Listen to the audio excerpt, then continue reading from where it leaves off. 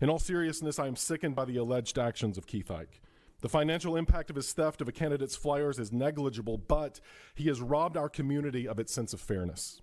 The first words in the Scout law are, a Scout is trustworthy. One of our functions is to volunteer for the public good. Without that trust, our ability to offer that service would be moot. John Wooden famously said, "The true test of a man's character is what he does when no one is watching." And although there are some attempts at obfuscation about what happened, this is not a matter between private individuals. This is a matter of an elected individual potentially interfering with a school board election. First, I want to take this as a private matter between two people. Public action in a public event for a candidate for public office by another holder of public office at public property demands a public response. If you don't understand that this is not a private matter and that it's not between two people, you don't belong in elected office. Accountability isn't true accountability if it only happens because of public pressure. What I and the community deserve is genuine accountability. An elected official who does an act that is captured on camera, the public is in a position to make a judgment about what happened. I do believe the video is pretty undeniable. Particularly in this national moment of, false and charged accusations around election integrity and immigrants and minorities across the country, we just can't have any hint of misconduct in our town. It's really simple. Sometimes leadership is really simple. It might feel complicated, but it's not. And so we just can't have a sitting council member who has interfered and behaved in this fashion. We all know that integrity is not just desired in our elected representatives, it is essential. Each council member has been entrusted with the responsibility to lead our community with honor, guided by what I hope is a code of ethics. And I'm just not sure, as citizens of this small town, we need to have a sitting council member who isn't representing that minimum standard of good for all. Someone taking another person's campaign material is clearly not doing good. A common defense against accusations of wrongdoing is something called DARVO. Deny, accuse, and reverse the victim and the offender. There is no denying the video. There have been attempts to accuse others of also doing wrong to minimize Eich's actions. In case there is an investigation, I have some questions to suggest for the accuser. Mr. Epstein. It's classic DARVO. Several more calls on Wednesday and Thursday were not acknowledged. I went to his house on Friday, knocked on his door to apologize in person, to confront, to do the right thing. And there have also been attempts to say that Eich is the real victim here. First, when you realized it was Keith Eich on the video, did you call him to ask man to man what he had done and why he had done it? It's classic DARVO. I understand that Councilmember Eich is joining us virtually this evening.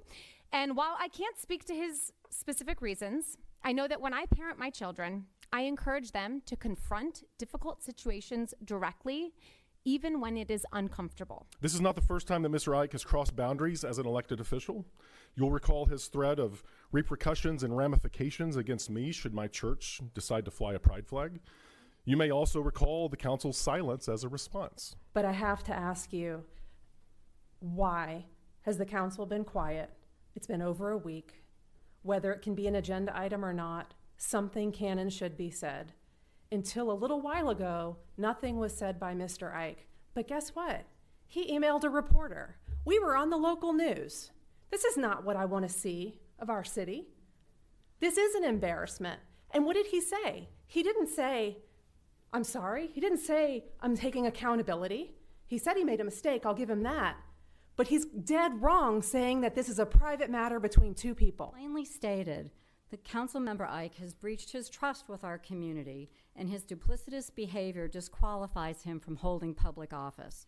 Public service is a public trust. It requires council members to be impartial and devoted to the best interests of our city. Their conduct, your conduct, both inside and outside of this council, should reflect this dedication. I would say that he owes us an explanation, but the breach of trust makes his words meaningless. Instead, we are owed a resignation. We are owed a promise to remain out of public office Given the compelling video evidence documenting Councilmember Eich's removal of all of Josh Epstein's campaign flyers at the school board's candidate forum last week when he thought no one was watching, we now know his true character. Honestly, one can only now wonder what other unethical behaviors Councilmember Eich engages in when he thinks no one is watching. That said, I took more flyers than I needed. I made a mistake. Mr. Eich has made his trustworthiness as a public servant moot. Believe you should suspend Keith Eich from participating in anything to do with the school or the board. I'll finish very quickly. You should have a special meeting to discuss the situation before the election, notify the appropriate legal authority charged with investigating similar acts, and I will call on Mr. Eich to resign or take a sabbatical right now or be in a position to be recalled. Thank you. Thank you. An investigator needs to assess if his explanations are credible. No ridiculous claim that there has to be a sign to not remove all candidate materials is an excuse. There shouldn't have to be a sign that says, please only take 1 or 5 or a dozen, or don't take everybody else's but leave your candidates there. That's ridiculous.